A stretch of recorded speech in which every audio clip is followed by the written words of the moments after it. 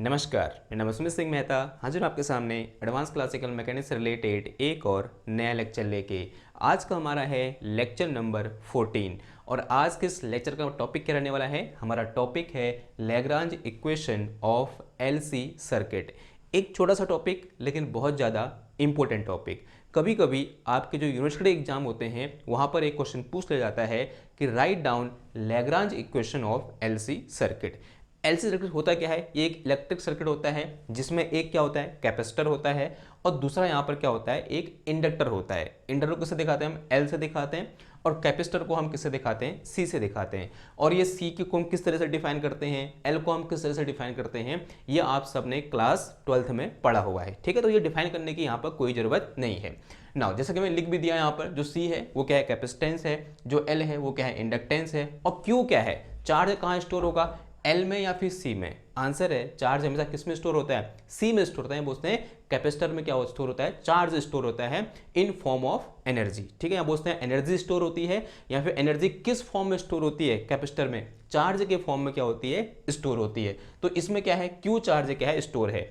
अब जैसे इस कैपेसिटर को मैं क्या करूंगा, इस इंडक्टर से कनेक्ट करूंगा, तो इसमें क्या फ्लो करेगी, करंट फ्लो करेगी, यानी चार्ज फ्लो करेगा। और rate of flow of charge ही क्या कहलाता है, करंट कहलाता है। अगर मैं ये बोल रहा हूं कि इसमें आई करंट फ्लो कर रही है, then we all know that I equal to क्या होता है, D Q divided by D T होता है। और इस D Q divided by D T क्या लिखता हूं मैं, क्यू डॉट भी लिख सकता हूं। इतनी बात समझ में आई? ओके। नाउ एक चीज हम सब जानते हैं, अगर ये मेरे पास इंडक्टर है तो इस इंडक्टर में जो एनर्जी होगी, energy in inductor, energy in inductor. अब यहाँ पर क्लास 12th हमारा याद आएगा, यहाँ काम आएगा। तो इंडक्टर में कितनी एनर्जी होती है? This is equal to half of L I square, जहाँ एल क्या है, यहाँ पर इंडक्टेंस है, और आई क्या है कि इस इंडक्टर में कितनी करंट फ्लो कर रही है, वो क्या है, आई है। और हाफ एल आई स्क्वायर किसका होता है, इसमें स्टोर एनर्जी के बराबर होता है। इतनी बात समझ में आई? अगर इतनी बात समझ में आई, नाउ एक चीज हमने जो हम फॉर्मुलेशन कर रहे थे किसका, लैग्रांज इक्वेशन का, और लैग्रांज इक्वेशन के फॉर्मुलेशन करते समय हमें किसकी जरूरत होती है, लैग्रांजियन की जरूरत होती है। और लैग्रांजियन एल इक्वल टू क्या होता है, हम सब जानते हैं, एल इक्वल टू क्या होता है, टी माइनस वी होता है। इन लैग्रांजियन लिखने के लिए मुझे पहले क्या चाहिए, काइनेटिक एनर्जी, फिर मुझे क्या चाहिए यहाँ पर, पोटेंशियल एनर्जी। अब काइनेटिक एनर्जी किसकी, किसी एक मास की।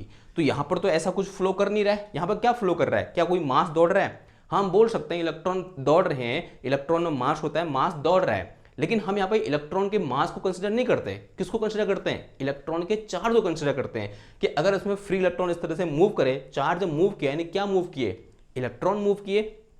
अब उन इलेक्ट्रॉन की काइनेटिक एनर्जी के बारे में बात नहीं करेंगे, हम किसकी बात करेंगे कि करंट की बात कर रहे हैं। हम कभी नहीं ये बोलते कि सर्किट में चार्ज फ्लो कर रहा है, हम क्या बोलते हैं, सर्किट में करंट फ्लो कर रही है। तो यहाँ पर मास वाली तो बात ही नहीं आई। तो इस केस में काइनेटिक एनर्जी को वो कौन सी चीज है जो रिप्लेस करेगी, यही पहला क्वेश्चन है।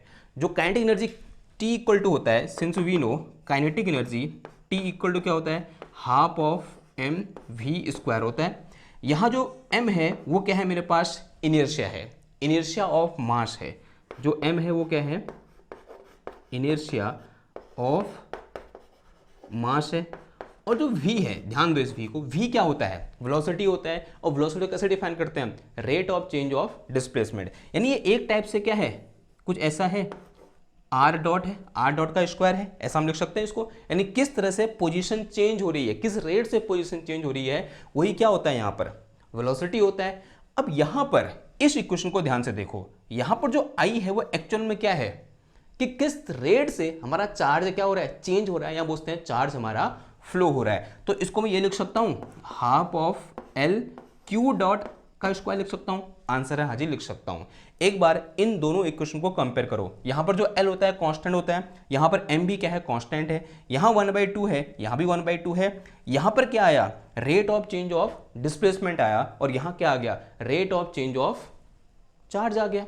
यानी इस केस में इस इक्वेशन को, या टी को कौन रिप्लेस कर लेगा, ये फॉर्मूला क्या कर लेगा, रिप्लेस कर लेगा। यानी काइनेटिक एनर्जी को ये वाली एनर्जी, एनर्जी इन इंडक्टर क्या कर लेगी, रिप्लेस कर लेगी। तो in this case, in case of our LC circuit, this T can be replace as energy stored in, या फिर energy in inductor, and which will be equal to 1/2 L Q dot square, यानी T की जो कितना put करेंगे हम 1/2 L Q dot square क्या कर देंगे, पुट कर देंगे। और इस तरह से हमने बाय एनालॉजी हम ऐसा यहाँ पर लिख पा रहे हैं। ये बात समझ में आई? ओके ना। दूसरी बात किसकी आती है, पोटेंशियल एनर्जी की। हम सब जानते हैं कि इस कैपेसिटर में जैसे हम चार्ज स्टोर करेंगे, और चार्ज स्टोर करने का मतलब ही क्या होता है, एनर्जी को स्टोर करना।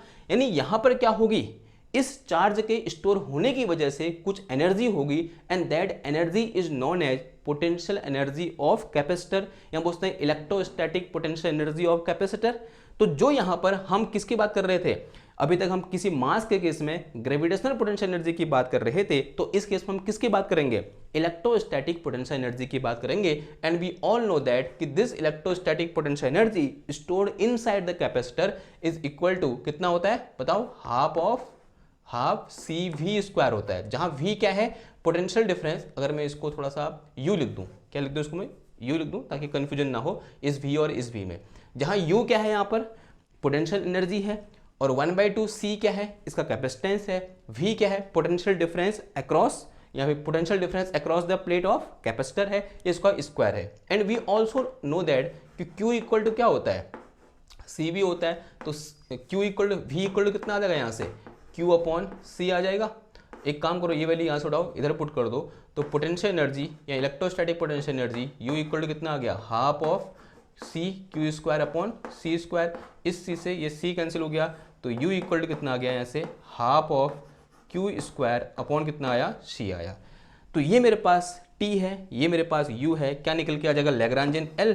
तो Lagrangian L will be equal to कितना आ जाएगा, ये half of L Q dot का स्क्वायर, और फिर माइनस साइन, यानी कितना आ जाएगा, ये 1/2 Q² कितना आया, C आया। ठीक है, तो अब L निकल गया। तो अब क्या करेंगे हम, जो हमारी जनरल इक्वेशन होती है लैग्रांज वाली, उसे लगाएंगे और क्या कर लेंगे, लैग्रांज इक्वेशन फाइंड कर लेंगे ना। अब यहाँ पर जनरलाइज कोऑर्डिनेट कौन ट्रीट हो रहा है, जनरलाइज कोऑर्डिनेट क्या, जो कोऑर्डिनेट चेंज हो रहा है, यानी जिस कोऑर्डिनेट, यानी minimum number of coordinate require to specify position of any system, या describe the motion of any system, ये क्या होता है, डेफिनेशन ऑफ जनरलाइज कोऑर्डिनेट होती है।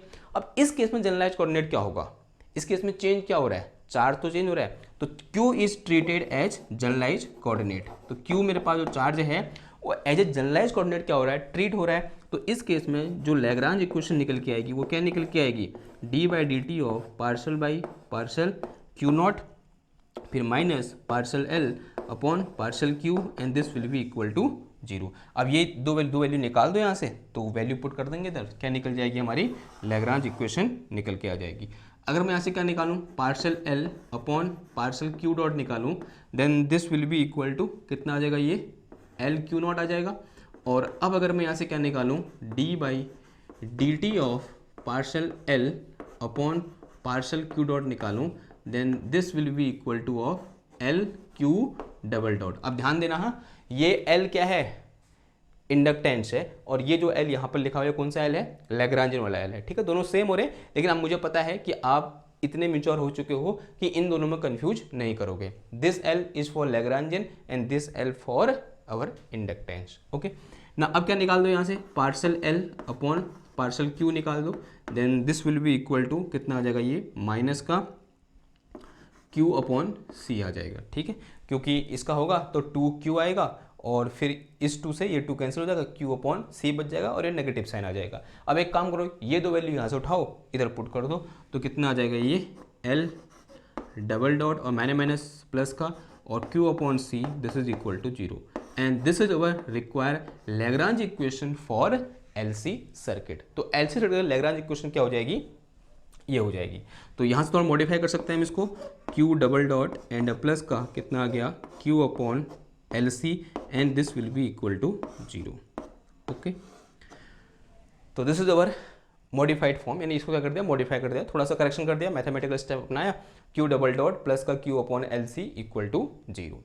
नाउ अब हम सब जानते हैं यहाँ पर क्या होते हैं, ऑसिलेशन होते हैं। ओके, और एक रेजोनेंस की कंडीशन भी आती है, लेकिन अभी हम उसकी बात नहीं कर रहे, हम सिर्फ ये निकालना चाह रहे हैं कि यहाँ पर जो ऑसिलेशन होंगे उसकी फ्रीक्वेंसी क्या होगी। तो फ्रीक्वेंसी निकालने के लिए एक काम करो, इस इक्वेशन को इक्वेशन ऑफ सिंपल हार्मोनिक के साथ क्या करा दो, कंपेयर करा दो। तो this is equation of simple harmonic, और omega square will be equal to कितना आ जाएगा यहाँ से, omega square equal to 1/LC, ऐसा कुछ आएगा। तो ओमेगा इक्वल टू कितना आ जाएगा, omega is equal to 1/√LC आ जाएगा, और ओमेगा इक्वल टू क्या होता है, 2π न्यू होता है, and this is equal to 1/√LC, and from here nu equal to कितना आ गया ये 1/2π 1/√LC। तो दिस इज अवर फ्रीक्वेंसी, ठीक है, frequency of this LC circuit. तो this is frequency, mu equal to कितना आ गया, सॉरी न्यू इक्वल टू कितना आ गया 1/2π 1/√LC, ठीक है। तो this is our answer, and this is all about our LC circuit. एक छोटा सा टॉपिक था लेकिन इंपॉर्टेंट टॉपिक था, क्योंकि ये एग्जाम में आता है, और कभी कभी आपकी जो गेट एग्जाम है उसमें भी पूछ लिया जाएगा कि इसके लिए लैग्रांजियन क्या होगी। लैग्रांजियन क्या होगा, मेरे पास ये होगा इसका लैग्रांजियन, और जो लैग्रांज इक्वेशन होगी वो क्या होगी, ये होगी, या ये लिख दो या फिर ये लिख दो। क्लियर है इतनी बात। तो ये क्या हो गया, आज का हमारा आंसर हो गया। ओके, तो आज का इस लेक्चर क्या करते हैं, यहीं पर एंड करते हैं। आने वाले लेक्चर में हम लैग्रांज इक्वेशन से रिलेटेड कुछ और प्रॉब्लम देखेंगे, और फिर उसके बाद एक छोटा सा टॉपिक बचता है जिसको हम क्या बोलते हैं, radial component and tangential component of force, जो हम क्या करेंगे आगे डिस्कस करेंगे।